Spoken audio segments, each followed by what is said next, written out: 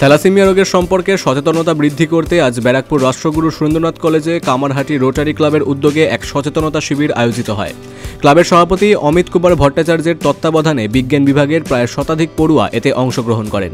কলেজের ডক্টর সুতপা ঘোষ দস্তিদার এই উদ্যোগকে অত্যন্ত প্রাসঙ্গিক বলে উল্লেখ করেন। সর্বশেষে অংশগ্রহণকারী পড়ুয়াদের বিনামূল্যে থ্যালাসেমিয়া বাহক নির্ণয়ের রক্ত পরীক্ষাও করা হয়। ক্লাবের কাছে ভীষণভাবে কৃতজ্ঞ এই প্রোগ্রামটা আমাদের এখানে করার জন্যে। আমি আজকে প্রিন্সিপাল স্যার একটি বিশেষ দরকারে গেছেন, আমি কলেজের চার্জে আছি। আমি প্রিন্সিপাল স্যারের কাছেও কৃতজ্ঞ যে তিনি ওই অ্যারেঞ্জমেন্টটা করে দিয়েছেন, উনি অর্গানাইজেশনটা পুরোটা করেছেন।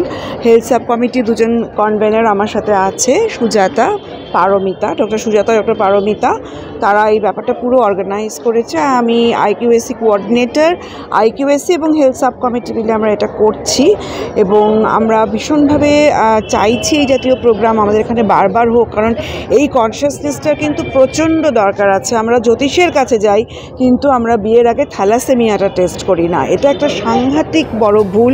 স্বনামধন্য চিকিৎসকেরা থ্যালাসেমিয়া নিয়ে প্রয়োজনীয় পরামর্শ দেন।